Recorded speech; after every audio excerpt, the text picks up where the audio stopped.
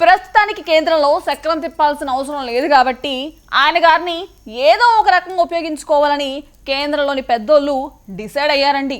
ఆయనకు అట్లాంటి పనులంటే చాలా ఇష్టమండి బాబు. అందుకే ఆ లప్పగిచ్చడమే లేటు ఆపరేషన్ మొదలెట్టేశారు.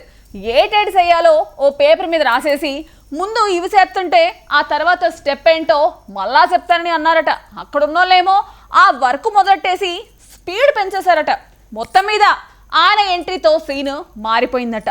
ఇంతకీ ఆయన ఎవరో మీకు తెలిసిపోయినట్టుంది కానీ ఆయన చేస్తున్న పనేటో తెలదు కదా. అయితే ఇది చూడండి. దేశ రాజకీయాల్లో టీడీపీ అధినేత ఏపీ సీఎం చంద్రబాబు నాయుడు చక్రం తిప్పడం కొత్తేమీ కాదు. ఆయనెప్పుడు కావాలంటే అప్పుడది తెప్పీగలరు. ప్రస్తుతం ఎన్డీఏలో కీలక భాగస్వామిగా ఉన్న టీడీపీ కేంద్ర రాజకీయాల్లో జోరు చూపిస్తోంది. తాజాగా ఉపరాష్ట్రపతి ఎన్నికల్లో మరోసారి చంద్రబాబుకు చక్రం తిప్పే ఛాన్స్ వచ్చింది.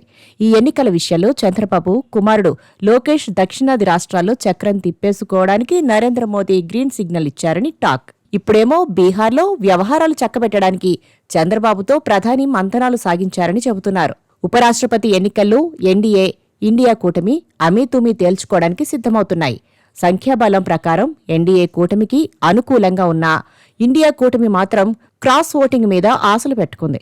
ఈ ఎన్నికల్లో గట్టి పోటీ ఇవ్వడం ద్వారా కేంద్రంలో బీజేపీకి గుక్క తిప్పుకోకుండా చేయొచ్చునన్నది కాంగ్రెస్ ఆలోచనగా ఉంది. అంతేకాదు బీహార్, పశ్చిమ బెంగాల్, అసోం రాష్ట్రాల అసెంబ్లీలకు ఎన్నికలు జరగనున్నాయి. వాటిలో బీజేపీకి షాక్ ఇస్తే ప్రధాని మోదీ హవాకు బ్రేక్ లేయొచ్చునని కాంగ్రెస్ నేతృత్వంలోని ఇండియా కూటమి భావిస్తోంది. బీహార్ ఎన్నికల్లో గెలుపు ఎన్డీఏకు చాలా కీలకం. అక్కడ గెలవకపోతే కఠిన పరిస్థితులు ఎదుర్కోక తప్పదని బీజేపీ ఒక అంచనాకు వచ్చింది. అదే సమయంలో ఇండియా కూటమి అక్కడ పట్టు బిగిస్తోంది. అందుకే తమ తురుపు ముక్కగా చంద్రబాబును వాడుకోవాలని ఎన్డీఏ భావిస్తుందని సమాచారం. ఈసారి ఎన్నికల్లో అండగా నిలవాలంటూ చంద్రబాబును నితీష్ కుమార్ కోరారని అంటున్నారు. పార్టీ తరపున ప్రచారం చేయడంతో పాటు వ్యూహరచన చేయాల్సిందిగా అడిగారని సమాచారం. ఆ రాష్ట్ర ఎన్నికల్లో అనుసరించాల్సిన వ్యూహాలపై చంద్రబాబు ఇప్పటికే ఒక నివేదిక ఇచ్చారంటున్నారు. ముఖ్యంగా మహిళలకు వీలైనన్ని ఎక్కువ పథకాలు ప్రారంభిస్తే ప్రజలు తప్పకుండా నమ్ముతారని, దాంతో మరోసారి అధికారం ఖాయమంటూ చంద్రబాబు సూచించారట.